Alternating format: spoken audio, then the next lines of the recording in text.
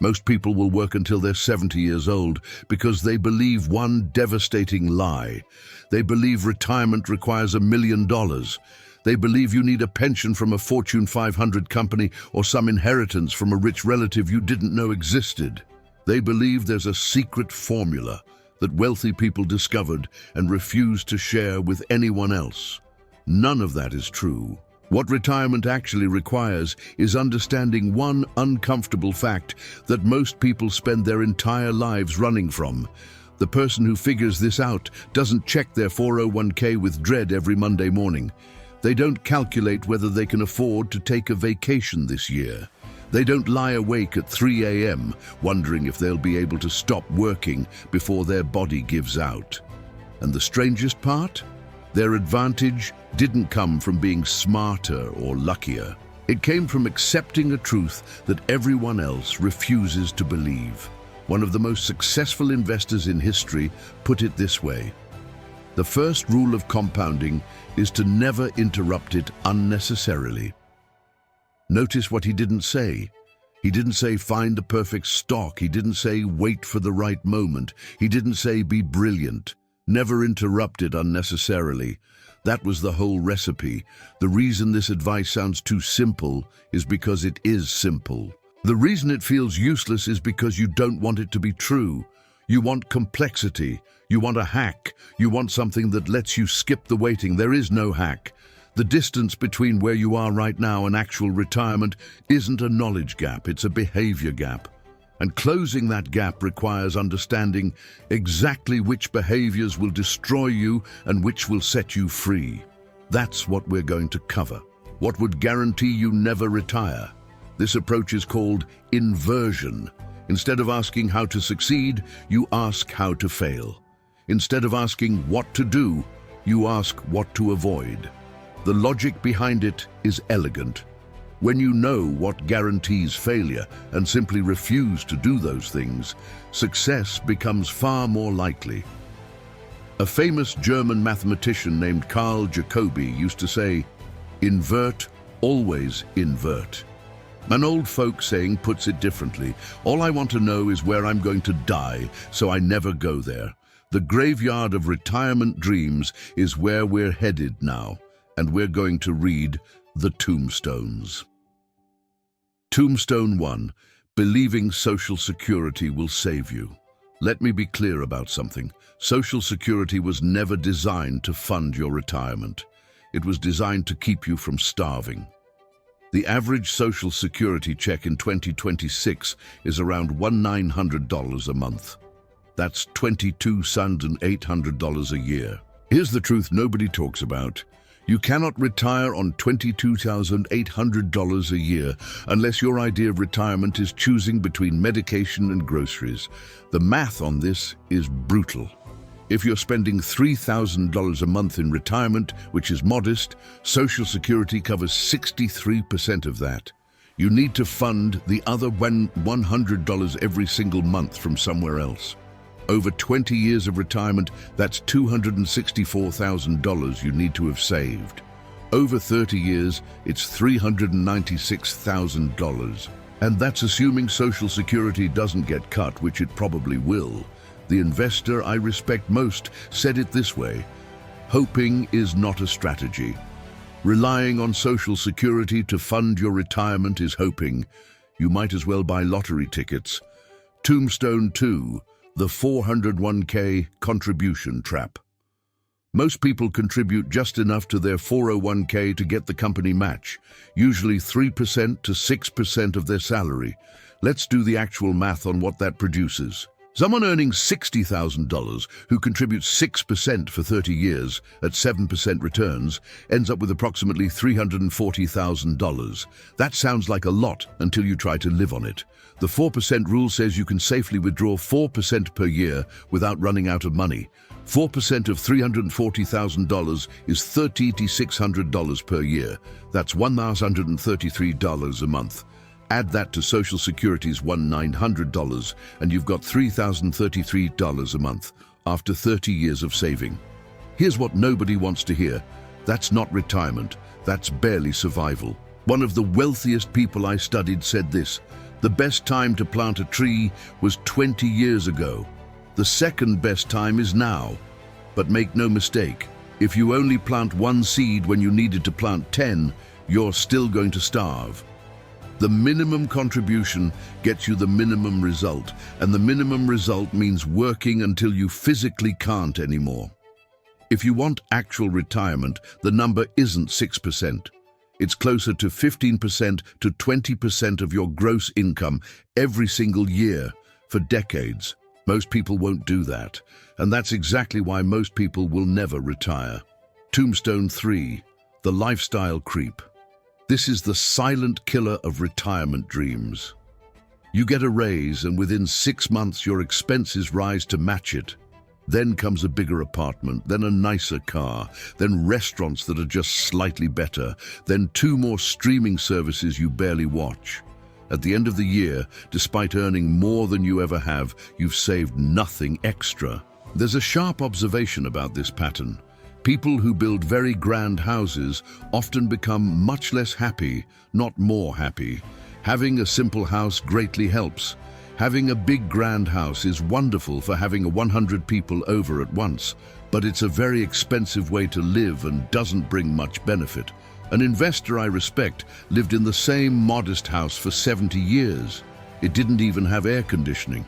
When friends asked why, after accumulating enormous wealth, he didn't upgrade, his answer was that he'd deliberately chosen not to live a life that made him look like royalty. Character mattered more. The tombstone reads, "Spent every raise, died broke." Tombstone 4, the second marriage and divorce cycle. Here's an uncomfortable truth that nobody talks about openly.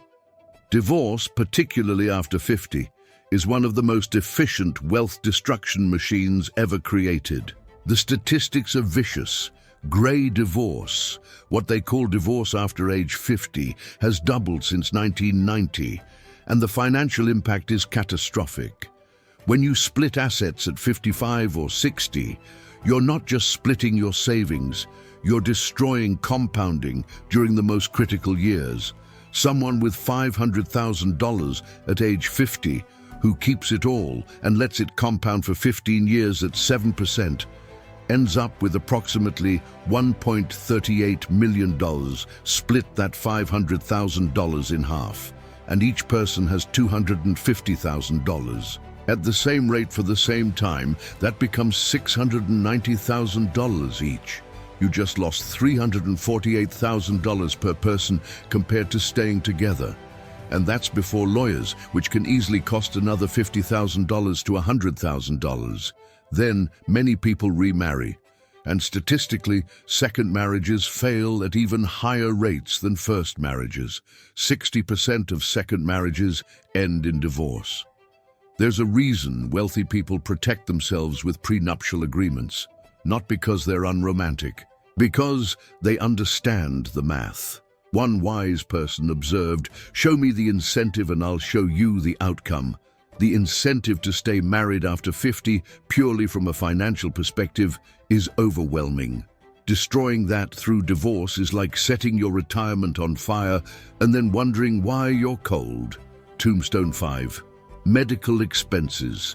You didn't plan for the average 65-year-old couple will spend approximately $315,000 on healthcare during retirement. That's not including long-term care. If one of you needs a nursing home, the median cost is $108,000 per year. Most people last 2 to 3 years in a facility before death. Do the math. 3 years at $108,000 is $324,000. Just gone. Medicare doesn't cover this. Medicaid only covers it after you've spent down essentially everything you own. Here's the part that really hurts. Most people have no plan for this at all. They just assume it won't happen to them, or that somehow the government will handle it. The government won't handle it. Your kids, if they're smart, won't drain their own retirement to pay for your care. What destroys people isn't the medical expense itself.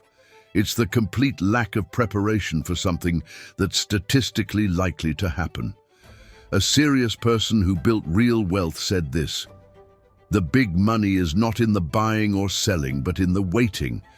Waiting to buy long-term care insurance until you're 65 costs 3 times what it costs at 55. Waiting to save for medical expenses until retirement starts means it's already too late. The tombstone reads, "Spent the last penny on the last year of life." Tombstone 6, supporting adult children who should be supporting themselves. There's a phenomenon that's destroying retirement for millions of people, and nobody wants to talk about it because it makes you sound like a bad parent. Parents in their 60s still financially supporting children in their 30s and 40s. The statistics are brutal. 45% of parents provide financial support to adult children. Not emergency support, regular, ongoing support. Here's what that actually costs. If you're giving an adult child $500 a month from age 60 to 70, that's $60,000 over 10 years. But that's not the real cost. The real cost is what that $500 a month would have become if invested. At 7% returns over those same 10 years, $500 monthly turns into approximately $87,000. You didn't just give away $60,000, you gave away $87,000 of retirement security. And here's the part that really stings. That adult child isn't learning financial responsibility. They're learning that mom and dad will always bail them out. You're not helping them, you're crippling them while destroying your own retirement. One of the wisest investors said it this way: the best thing a parent can do for their children is not need their children's money in old age. By funding your adult children instead of your retirement, you guarantee they'll either have to support you later or watch you struggle. That's not love. That's selfishness disguised as generosity. The tombstone reads, "Gave everything to the kids, kids gave nothing back." Now, let's talk about what retirement actually costs. Not some fantasy number, the real number. Most financial advisors will tell you that you need 70% to 80% of your pre-retirement income to maintain your lifestyle. That's a comfortable lie they tell people who don't want to hear the truth. Here's the truth. Your expenses in retirement don't drop 20% to 30%. They shift. You're not commuting to work, so gas is cheaper, but healthcare costs explode. You're not buying work clothes, but you're traveling more. You're not contributing to retirement anymore, but you're probably helping grandkids with college. The real number is closer to 90% to 100% of your pre-retirement income, possibly more. If you were making $80,000 a year before retirement, you need $72,000 to $80,000 a year in retirement. That's $6,000 to $6,700 per month. Social Security gives you about $1,900. You need to fund the other $4,100 to $4,800 every single month. The 4% rule says you need 25 times your annual expenses saved. If you need $50,000 a year beyond Social Security, that's $1.25 million. Not $500,000, not $750,000, $1.25 million. And here's what really separates people who retire from people who die at their desk. They understand this math 30 years before retirement, not 3 years before. Here's a shock most people never recover from. You are not a rational creature who occasionally makes emotional decisions. You are an emotional creature who occasionally makes rational decisions. Your brain evolved to survive on the African savanna, not to manage a retirement account. The same instincts that kept your ancestors alive are now systematically destroying your financial future. Denial dominates bad human decisions more than any other factor. This explains why people don't check their retirement account balances. This explains why people don't add up what they're actually spending. This explains why people keep paying for gym memberships they never use. The truth is painful, so the brain just refuses to process it.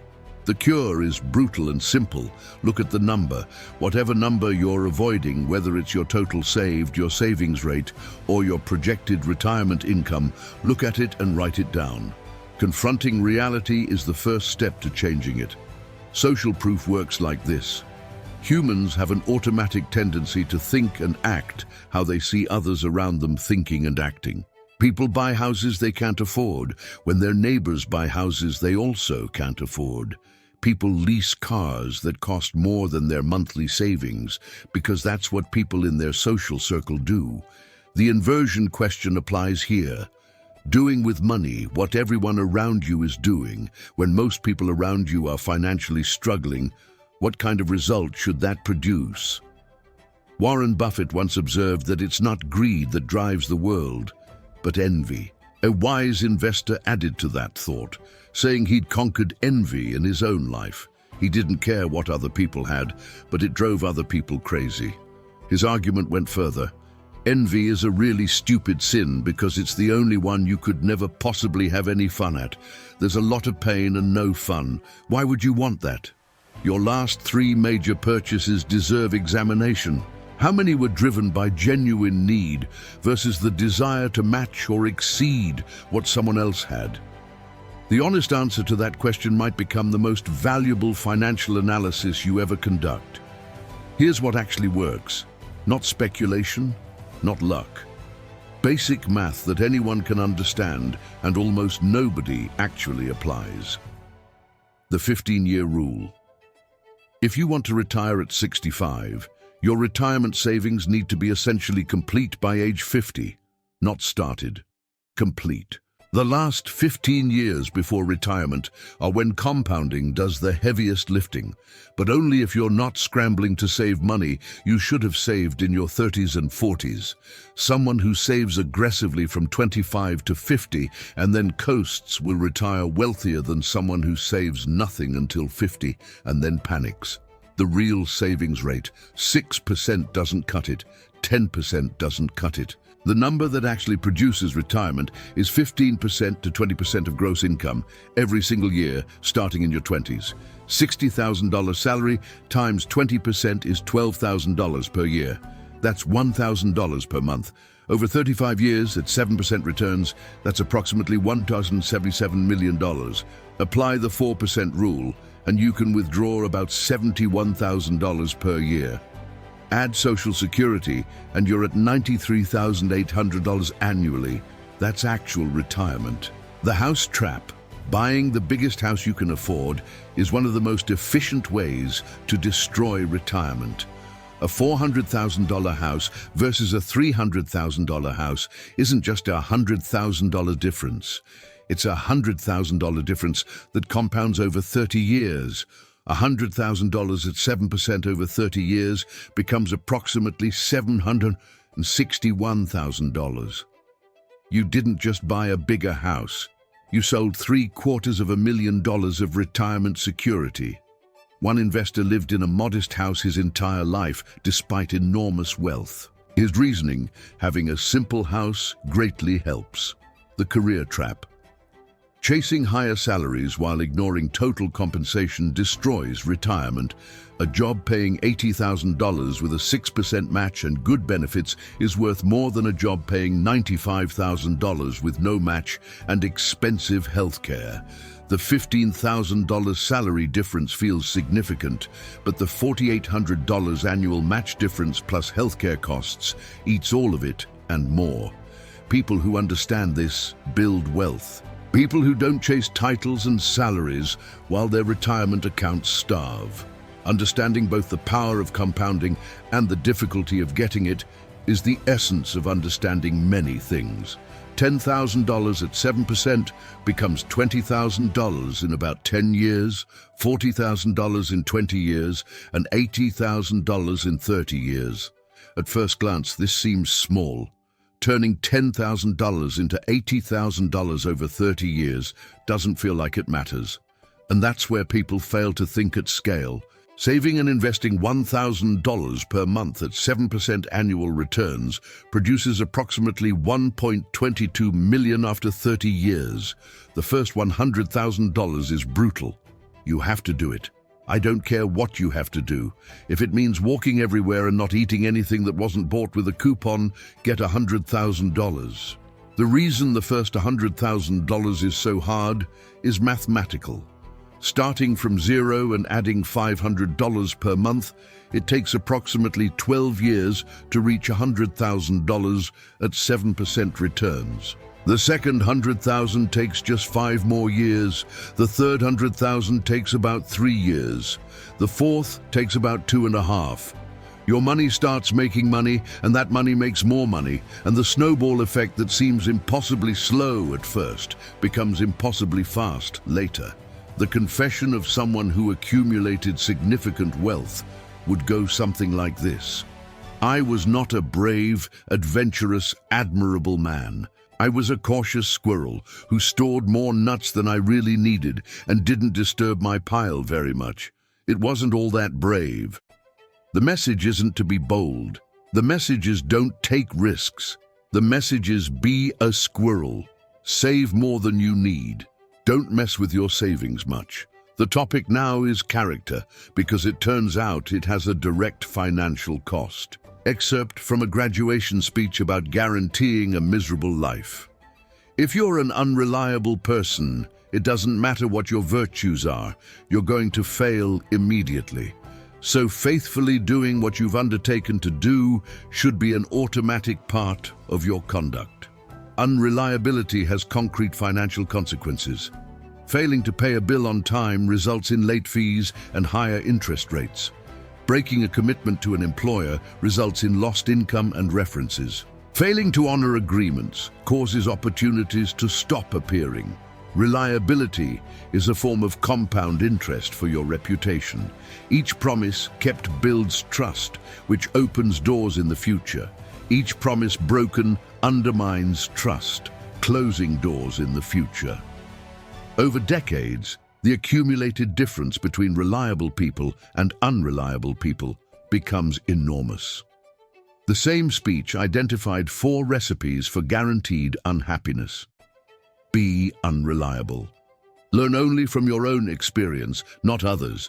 Give up after setbacks. Refuse to seek evidence that contradicts your beliefs. 3 of those 4 are character traits, not skills. Your character determines your retirement outcome more than your intelligence. One fact about people who accumulate wealth and keep it: in my whole life, I have known no wise people over a broad subject matter area who didn't read all the time. None. Zero. And it's not about reading to find stock tips or business ideas. It's about reading to understand how the world works so you can navigate it without making catastrophic mistakes. Most people will work until 70 because they believe retirement requires luck or genius or inheritance. The truth is simpler and harder to accept. Retirement requires saving 15% to 20% of gross income starting in your 20s, never interrupting compounding unnecessarily, avoiding the 7 destroyers we covered, being reliable enough that opportunities compound, having the patience to be a cautious squirrel for 30+ years. That's it. No secrets, no hacks, no lottery tickets required. One of the wisest observations ever made about success. It is remarkable what a long-run advantage people like us have gotten by trying to be consistently not stupid instead of trying to be very intelligent. There must be some wisdom in the folk saying, it's the strong swimmers who drown. Strong swimmers drown because they overestimate their abilities and venture into waters that would kill anyone, regardless of skill. Average swimmers survive because they stay in water they can handle. The parallel to retirement is exact. People who think they're smart venture into speculative investments that would destroy anyone, regardless of intelligence. People who know their limitations stick to simple approaches that work reliably. With retirement planning, not being stupid looks like this. Don't chase returns you don't understand. Don't spend every raise. Don't destroy compounding through divorce after 50. Don't fail to plan for medical expenses. Don't sacrifice your retirement to fund adult children. Don't rely on Social Security alone. Don't start saving at 45 and expect miracles. Save consistently. Invest in boring, diversified, low-cost index funds. Leave it alone for decades. This is so boring that most people can't do it, and their inability to be bored is precisely what prevents them from retiring. Something they don't teach you. Everyone giving you financial advice is getting paid by someone, and that someone usually isn't you. Show me the incentive and I'll show you the outcome. Financial advisors who earn commission on products they sell will recommend products that pay them well. Fund managers who charge a percentage on assets will recommend strategies that keep assets under management. Financial media that generates revenue from engagement will create content that triggers fear and greed, because those emotions drive clicks. None of these people are evil. They're responding rationally to their incentives. The problem is, their incentives aren't aligned with your outcomes. Before following any retirement advice, ask how the person giving it gets paid. Consider what they'd recommend if they had no financial stake in your decision. The way to guarantee you work until 70 is to believe the comfortable lies. Social Security will be enough. The company match is sufficient. You'll somehow spend less in retirement. Your kids will help if needed. You'll figure it out later. The way to actually retire is to accept the uncomfortable truth. You need to save more than feels reasonable for longer than feels fair, while everyone around you spends and judges you without any guarantee it'll be enough. But here's what's true. Doing this works. Not doing this doesn't. The question isn't whether retirement is possible. It is. The question is whether you're willing to be the cautious squirrel, whether you can tolerate the boredom, whether you can resist the psychological tendencies that destroy wealth, whether you can think in decades instead of months. The path to never working until you physically can't isn't secret. It's just unpopular because it's slow, boring, and requires you to be honest about your own psychology. It works, and you can start today, or you can keep believing the lie and wonder at 69 while you're still showing up to a job you hate. The cemetery of retirement dreams has plenty of space. The path to freedom is right there next to it. Your choice.